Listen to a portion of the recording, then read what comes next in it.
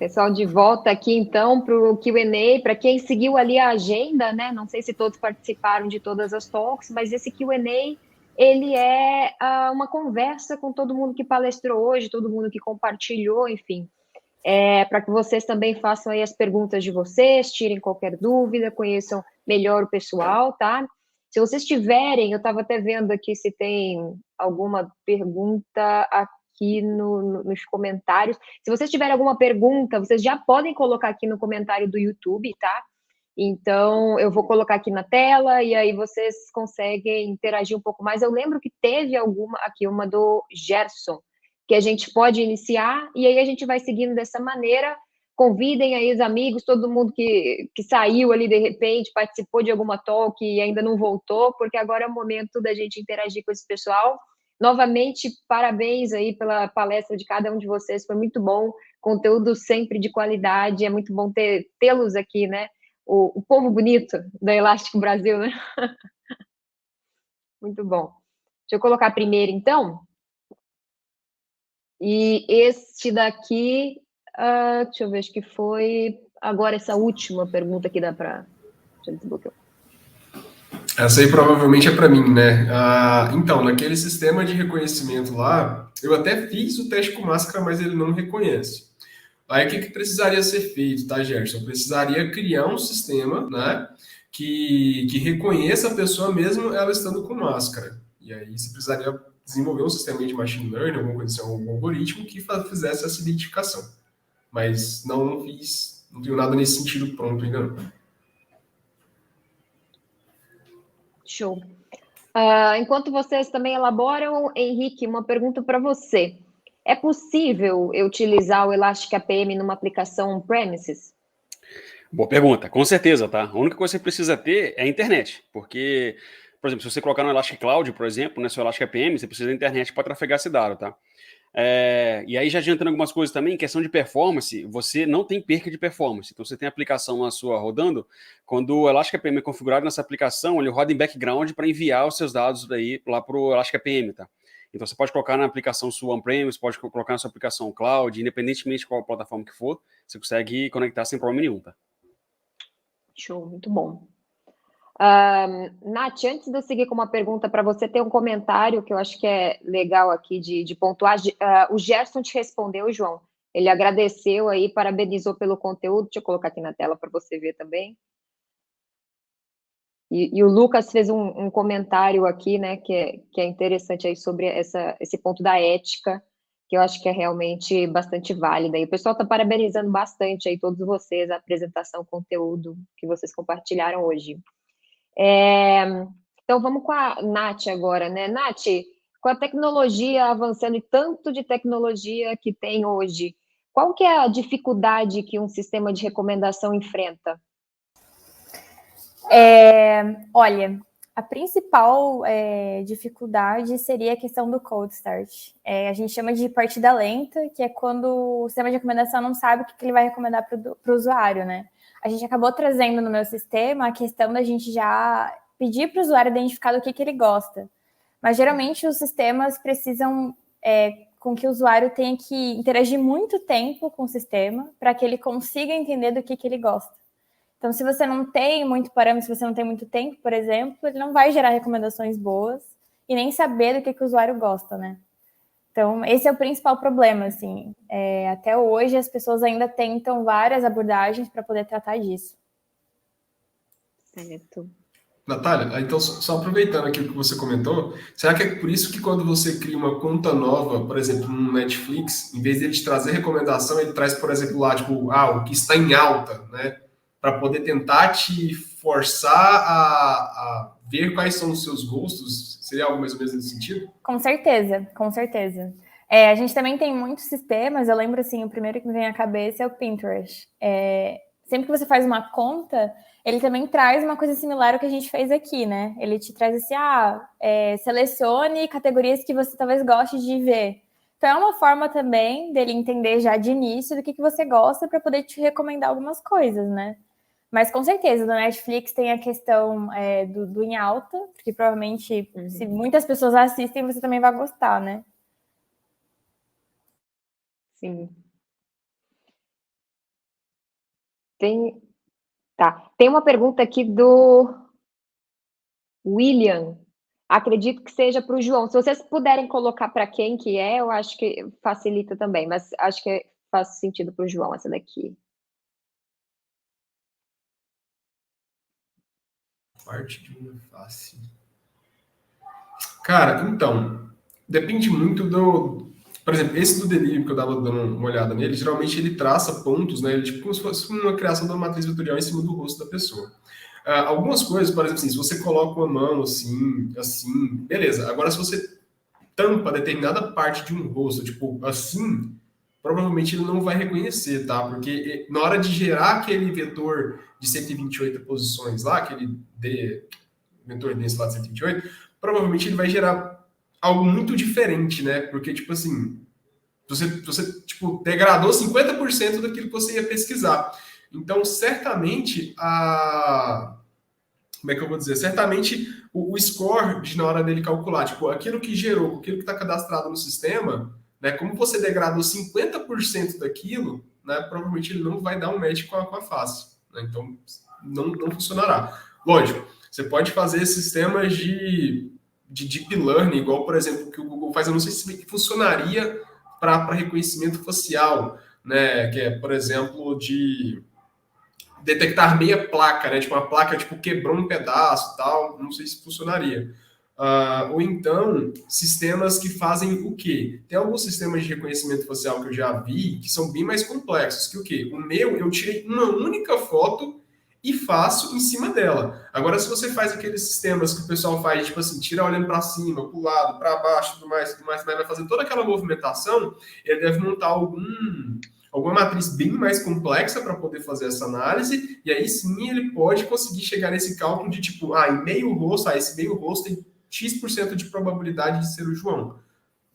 Seria alguma coisa nesse sentido, mas com um grau de complexidade muitíssimo maior do que foi apresentado aqui hoje.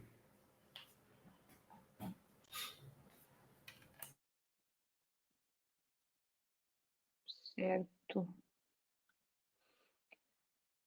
Tem uma do Gerson aqui para o Henrique.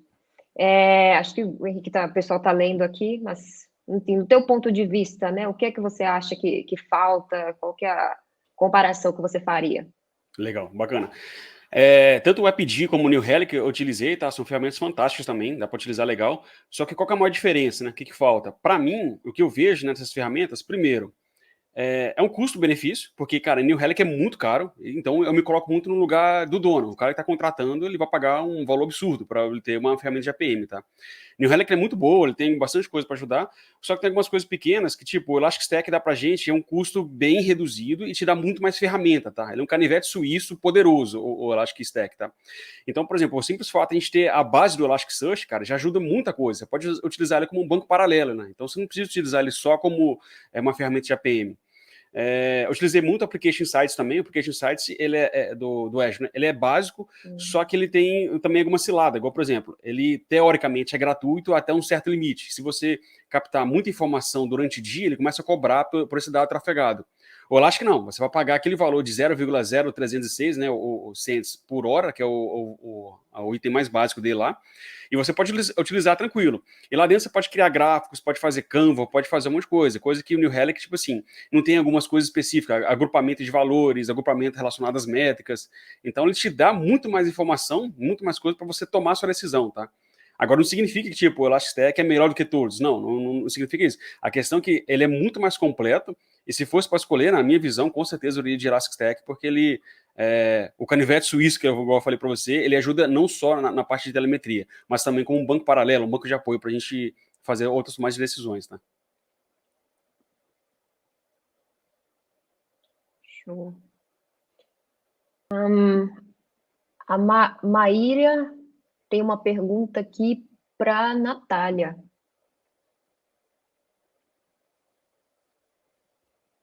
Você está conseguindo ver, Nath? A questão de performance no sistema de recomendação com Elastic. É complexo, né, a pergunta. Mas, assim, no nosso caso, a gente conseguiu observar que foi bem positiva pela questão que eu falei da busca, né? Ser bem rápida nos documentos, assim. Então, foi uma coisa assim muito rápida da gente lançar a query e ele já retornar. A gente também já tinha mapeado os interesses, não foi uma coisa que a gente deveria procurar e buscar em outra base, então a gente já tinha os interesses explícitos. Então, a questão de performance foi, assim, bem positiva. Não sei se é nesse sentido que ela perguntou. Porque também era uma base pequena, né? A gente não chegou a medir com uma base muito maior também para ter mais noção, assim. Eu tenho pergunta rapidinho para Beatriz. Posso fazer? Pode. Legal. Beatriz, eu achei legal essa apresentação, sensacional, tá? Eu queria ver com você se existe alguma coisa, né, ou algum programa ou algo do tipo no Elastic para a gente conseguir algum voucher, algum tipo de desconto para fazer certificação, ou via treinamentos. Qual que é o melhor caminho para a gente conseguir desconto? É legal falar sobre isso, porque a minha prova, como eu falei, né, também na apresentação, eu fiz com o voucher que eu ganhei no programa de contribuição, que eu participo já desde o início, desde a primeira edição. Então, uma das formas de conseguir voucher para certificação é contribuindo com a comunidade, participando do programa. No fim de todo o ciclo, você acaba conseguindo obter aí premiações e algumas das premiações, né, que a Elastic dá para os participantes é esse incentivo para que você continue estudando e se desenvolvendo dentro das ferramentas ali do Elastic Stack. Então, uma das dicas é essa. A outra são os eventos no geral. Eu já participei de meetups que a gente fez online aí, que a Priscila, o Felipe, na época, conseguiram trazer vouchers também para o pessoal da comunidade, tipo, no final do meetup vai ter um sorteio de um voucher, por exemplo. Então, acho que se aproximar da comunidade é um meio de conseguir esses tipos de benefícios, né? Pelo menos foi assim que eu consegui e eu super recomendo. Legal, bacana. Valeu, obrigado. Imagina. Bia, já continuando com você aqui com uma pergunta do Ricardo. Não sei se você consegue ler aí na tua tela. Consigo, sim. Então, essa pergunta dele é bem interessante porque a prova de observabilidade, ela é extremamente prática, né? Então, você precisa, até para fazer a prova, você precisa já ter mexido, já ter botado a mão no Elastic Stack, ter criado aí uma base de observabilidade em algum ambiente, ter usado um Metric Bit, um Firebit, o APM também, que o pessoal já abordou aqui hoje. Então, assim, você já tem que saber fazer algo. Eu não digo nem que você precisa saber algo, talvez, em produção. Assim, eu preciso ter entregue algum projeto em produção de observabilidade para poder fazer a prova. Não, às vezes a experiência que você já tem de laboratório, de estudos, já é suficiente para você fazer a prova. Mas é uma prova que, sim, vai exigir que você precise aí botar a mão na massa, tá? E ela é muito aderente, aí respondendo até a pergunta do Ricardo, ela é muito aderente com o que a gente, principalmente de infraestrutura, SRE, DevOps, ela é muito aderente com o que a gente faz no dia a dia. Enfim, eu não posso abrir muito sobre questão da prova, mas a gente tem que realmente fazer, criar ali uma coleta de log, uma criação de coleta de métricas, num ambiente real. É um ambiente de laboratório, mas é um ambiente real e é muito aproximado do que eu faço no dia a dia. No dia a dia eu tenho que coletar métricas, por exemplo, de workloads que estão em cloud, de workloads que estão, sei lá, um banco de dados, um MongoDB, por exemplo, um Apache. Tudo isso a gente que trabalha com infraestrutura geralmente faz no dia a dia e na prova cai bem alinhado com isso, sabe? Então, ela é assim, se você já trabalha com, aí falando para a galera de infraestrutura principalmente, se você já trabalha com infra, já tem essa vivência no dia a dia de estar sempre coletando log, construindo métricas aí de todo o seu ambiente, a gente sabe que dentro de infraestrutura a gente tem muitas camadas, né? Camadas de aplicação, servidor, container, enfim, banco de dados. Se você já faz isso no seu dia a dia, pode começar a estudar para a prova tranquilamente, que eu tenho certeza que você vai ter muita facilidade na hora ali de linkar os conteúdos, tá? Porque é bem para quem já mexe no dia a dia é muito aderente. Assim, só complementando aqui a resposta da Beatriz, recentemente eu também fiz a prova de observability Legal.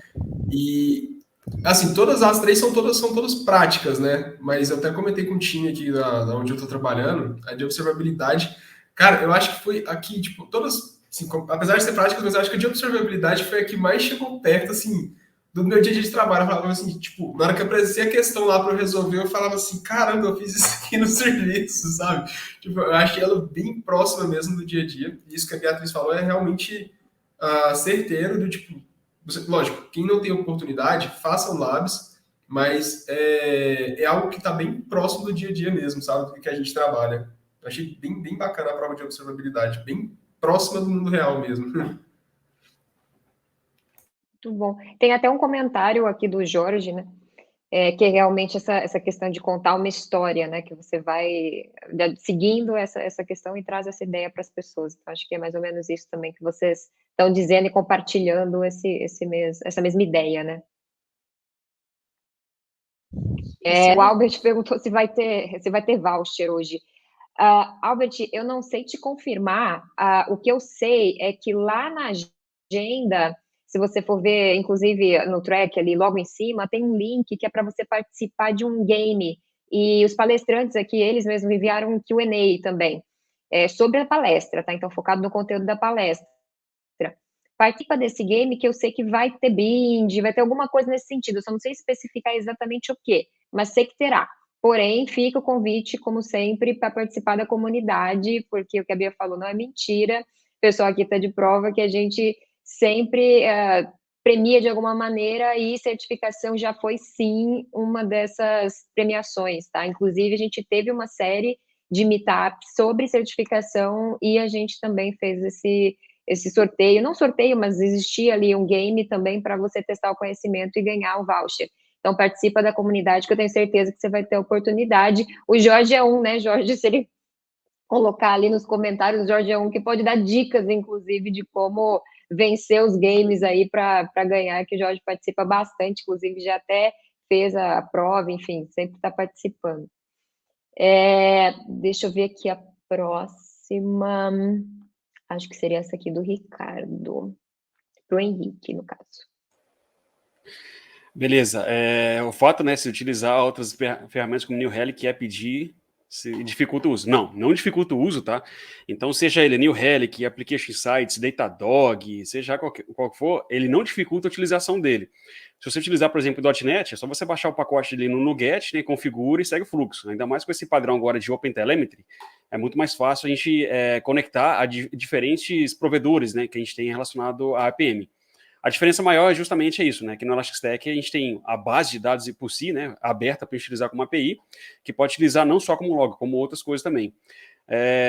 E é legal, tipo assim, você testar esse tipo de ferramenta que existe no mercado, até para vocês também terem as próprias decisões, né? Então, cara, eu passei por um monte. Eu sempre gostei de APM, eu já passei por um monte de ferramenta. Na época que eu passei pelo Elastic Stack, eu falei, cara, eu quero utilizar o cloud para ver como é que é, a questão de latência e tudo. E aí você pode colocar o seu e-mail lá no Elastic Stack, você tem 14 dias gratuito para você validar ele. Você pode validar tudo.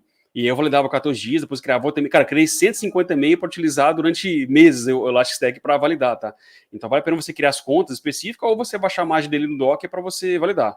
Mas não há dificuldade relacionada pela base ser fechada das outros provedores, não, tá? Novamente eu dando meus pitacos aqui. Eu acho que eu comentei isso com o Henrique uma vez numa palestra, de que, tipo, quem faz sem conhecer a comunidade tem uns 14 dias, né? Aí nesse link que a Pri mandou, o Cloud você consegue com 30 dias, não é possível isso? Aí, já é evolução. Aí, tá vendo? Você já ganha o dobro de tempo. É isso aí. Vou precisar só de 500 e-mail por mês, né? Um e-mail por mês. Olha os macetes. Tá vendo? Só quem participa dos eventos da Elastic sabe disso. É isso aí. Exatamente. Isso aí é bastidores. É mesma coisa que como o Jorge deu uma dica uma vez de como vencer os games, né? O Kahoot. É coisa que é também dos bastidores, né? Como é que funciona, enfim. Para vocês conhecerem melhor. O Henrique, já continuando aí com você. Se eu tenho uma base transacional, eu consigo colocar isso no Elasticsearch? E se eu consigo, Faz sentido? Eu ganho alguma coisa fazendo isso? Legal. Boa pergunta. É exatamente com isso aí que eu trabalho também em clientes, tá? Faz sentido total. Tem gente que pega a base toda transacional e indexa ela no Elastic, tá? Tem gente que pega, não, cara, eu quero indexar tudo. Ou, tipo assim, como cada índice como se fosse uma tabela, ou conjunto de informações que fosse um índice específico. Mas a maioria faz o seguinte, eu quero pegar só o dado que, tipo assim, que eu quero validar. Por exemplo, tem um cadastro junto com coisa de transação. Não, cara, eu quero validar só transações. Quero ver quanta transação que eu fiz no meu produto X. Então você leva um índice lá com produto e quantidade de transação, né, que vai estar lá valor, data e tudo. Você coloca tudo no Elasticsearch, e aí se você tiver lá uma base lá histórica, você tem desde 2000 dado transacional, você consegue indexar isso, e para você validar, e para você consultar, fazer gráfico para isso, fazer dado analítico, é 1000 vezes mais rápido que o transacional. O transacional é sensacional, cara. Eu acho que não tem como a gente sair do banco transacional, porque a gente tem toda a parte lá relacionada a coisa de segurança, controle de transação, tem tudo.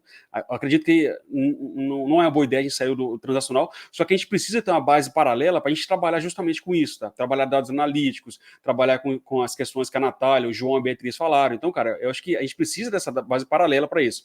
Tem situações que o pessoal faz a aplicação só com Elastic. Cara, também pode fazer tranquilo, mas para grandes empresas que mexem com coisa muito grande, que precisam de controle de transação, é legal a gente ter a base paralela do Elastic com isso, tá? E o ganho que a gente tem para pegar, indexar, né, o que a gente tem da nossa base transacional é performance e o poder de decisão, é o poder de fazer dado analítico, é o poder para a gente fazer BI, é o poder para a gente fazer gráficos, é fazer um monte de coisa. Então, cara, é infinito. E igual eu falei lá na minha palestra, que e toda semana tem uma coisa nova do Elastic para colocar para você. Então você pensa que é só aquilo, ponto final? Não, cara. Eles vão lá e inventam outra coisa para te ajudar. Inventa outro bit, inventa outra coisa relacionada ao Elastic. Então, cara, igual eu falei, é uma mãe, porque realmente, cara, todo dia tem uma coisa boa para te ajudar. Então vale muito a pena e você tem muito benefício em fazer, indexar a sua base no Elastic. Tá? Certo. Henrique, eu já tive até já vi alguns casos de uso das pessoas comentando justamente que fizeram esse mesmo depara, né? E cada um tem um estalo, assim, tipo, olha, foi aquele dia que eu olhei e falei, não faz sentido, vai fazer sentido eu colocar isso no Elasticsearch e começar a utilizar. O que você diria, assim, para quem está ouvindo você falar agora, não usa, nunca pensou na hipótese e está lá com o banco transacional e está querendo ver se pode ser que faça sentido? Legal, então, na prática, tá? Eu também durante muito tempo eu fui muito resistente. Não, cara, banco de dados é uma coisa blindável, eu tenho que ficar ali ponto final, não posso jogar para nenhum canto. Só que a partir do momento que eu fiz a POC lá, que eu peguei uma informação básica, eu fiz o depara, né, que é do meu banco pro Elastic, e vi o poder que tinha aquilo, eu falei, cara, agora faz total sentido o teu Elastic. Qual que é o maior desafio? Primeiro, você começar, e segundo, você utilizar a ferramenta ideal para você fazer esse depara, né? Algumas pessoas utilizam o Logstash para pegar o dado do banco SQL e jogar para o Elastic, outros utilizam alguma outra ferramenta de terceiro. Eu sempre utilizo um conceito de serverless. Então, por exemplo, lá no Azure a gente tem a Azure Functions, né? A gente pode rodar de tempos em tempos ou pode utilizar como um trigger da vida. Vários cenários lá, eu pego, tipo assim, a cada 20 minutos, verifica se tem dado novo nessas 5 tabelas aqui, se tiver, junta essa informação e joga no Elastic. Aí a cada 20 minutos eu tenho lá meu Elastic atualizado. Se é alguma coisa que eu tenho que, tipo assim, não, cara, eu quero próximo do real. Então, sei lá, a cada X minutos, 1 minuto, eu fico checando se tem alguma coisa, ou eu faço justamente uma trigger. Bateu alguma coisa aqui nessa tabela, então pega a trigger via function, tá? Azure Functions. Pega esse dado aqui, trabalha ele, né? Faz a parte que a gente tem que. O trabalho de ETL mesmo, né? E joga para o Elastic. Agora, o estalo que tem para você utilizar isso é simplesmente você utilizar o primeiro cenário seu. Pega um cenário aí que você vê que é difícil, que é custoso, que é difícil você fazer a consulta. Quando uma pessoa faz um relatório na sua aplicação, demora 3 minutos para gerar um report. Aí fala, pô, por que 3 minutos? Porque minha base tem mais de 20 anos, ele escaneia aquilo lá tudo, já coloquei índice no meu SQL, já fiz tudo, só que mesmo assim continua lento. Cara, vai continuar lento. Não adianta nem você colocar muita memória, muito processamento, porque é natural, é orgânico, né? A sua base vai crescer e você precisa segregar isso aí. Você precisa colocar algumas coisas laterais para te apoiar. E o Elastic é justamente para isso, para te apoiar nessa parte aí, quando deixa o seu banco crescer vertical, né? E você coloca o seu Elastic horizontal para ele te apoiar nessas decisões. Muito bom, muito bom. Uma pergunta para a Natália. Deixa eu colocar aqui na tela.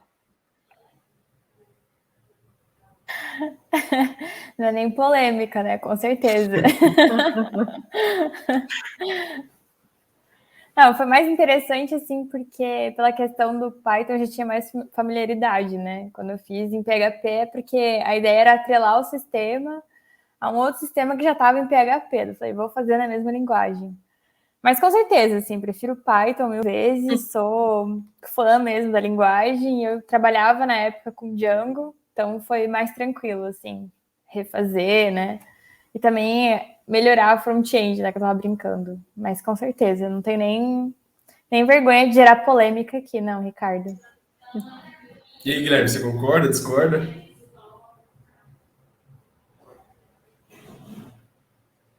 Henrique, né, Guilherme? Ó, Guilherme, eu Henrique. pensei, por que Guilherme aqui, cara? Cara, olha só, Henrique. linguagem de programação, para mim, todas elas são fantásticas. Existe o gosto, tipo assim, é familiaridade, né? Python, eu mexi poucas vezes, mas, cara, eu amo .NET, eu faço propaganda .NET, falo sempre .NET. PHP, eu já achei, tipo assim, custoso, achei algumas coisas, mas para outras pessoas é muito fácil. Então, tipo assim, é familiaridade. É o que a pessoa mais sabe, né? Não tem como eu saber de todas as linguagens de programação. Eu sempre falo pro pessoal que é o seguinte, cara, o conceito de full stack, a gente tem que tirar um pouco, a gente tem que especializar. Natália, especialista em Python. Cara, ela vai se dar bem na vida. Beatriz, especialista em outra linguagem, vai se dar bem na vida. O mais importante é você dominar isso daí. Agora, esse negócio de, tipo assim, meio que briga, né? Falar, isso aqui é melhor que isso aqui é melhor que isso. Cara, isso aí pra mim é mito. Eu acho que todas elas fazem um trabalho dela muito bem feito, tá? PHP, por mais que seja lá o que for, que eu penso que deve ser custoso, consegue fazer tudo que o .NET faz, o Python faz, o Node também é outra coisa fantástica, faz tudo. Então é mais questão de gosto mesmo, né? Mas o melhor, tipo assim, é você ver o quão fácil é você integrar as coisas. Quando a gente tá falando de linguagem de programação e Elasticsearch é uma API, então qualquer coisa se conecta com ela. Então, cara, é simples utilizar em qualquer linguagem. Mas para mim é essa visão, tá? Agora, minha opinião, .NET realmente é a melhor que tem, mas é gosto mesmo, tá? Ô, João, já vou até passar para você aqui. O sistema de reconhecimento facial com Python, só dá para fazer com Python também? Cara, se você quiser ser feliz... Não, brincadeira. O que acontece? Teria que validar, mas eu não tenho certeza se essa delib você tem outras linguagens, mas provavelmente sim, tá? Eu vou usar o mesmo exemplo da Natália. Eu fui para Python porque eu sou da área de infra, e aí, tipo, minha formação, minha graduação, eu aprendi muito a usar a linguagem de shell script. E aí eu precisei, em algum determinado momento da minha carreira, né, quando eu fui para a área de segurança mesmo, para poder ir para um próximo passo, eu precisei realmente aprender uma linguagem de programação. Tentei com PHP, não tive muito sucesso. Fui para C#, menos sucesso ainda. E aí eu comecei a estudar Python. E aí, cara, eu achei Python muito legal, porque para mim eu tenho um conceito de que o cara que criou Python provavelmente era um cara de infra que precisou aprender desenvolvimento e criou Python, porque é muito próximo de shell script, sabe? E aí a curva de aprendizagem para mim foi muito pequena. E aí, cara, eu comecei a desenrolar e eu uso Python porque é o que eu desenrolo, sabe?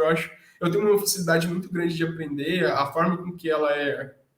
Tipo assim, a forma que você programa com ela é uma forma que me traz muita facilidade.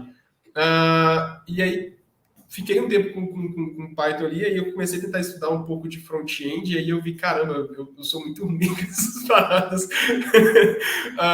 Tanto que vocês podem ver que o sisteminha que eu criei lá, o tanto que é feio, sabe? Eu precisei fazer algumas coisas ali com JavaScript. Funciona, mas é feio. Mas, assim, sobre a questão da linguagem, teria que ver a compatibilidade de cada uma delas, mas provavelmente vai funcionar com outras sim. A decisão do Python foi porque é a que eu domino e por isso. 2-1, tá? Até o Jorge falou ali, ó. Python 2, .NET 1. Muito bom. Olha, o importante é que seja com Elasticsearch, é isso que muda tudo, né? Então, essa que é a visão, gente. Tem que pegar a visão. Pegou a visão? Muito bom. A gente está no tempo aqui, vai começar logo na sequência a trilha em inglês, então vou colocar o bannerzinho ali para vocês, e vocês ali se redirecionem, quem puder, para a trilha em inglês. Henrique, Beatriz, Natália, João, muito obrigada mais uma vez, como sempre, são sempre bem-vindos em todas as conferências, meetups, e para quem não participa ainda, fica mais uma vez o convite para que participe da comunidade, veja tudo que essa galera está produzindo, porque é muito legal e as conversas são sempre assim mesmo, tem placar, tem game, tem pizza, tem tudo.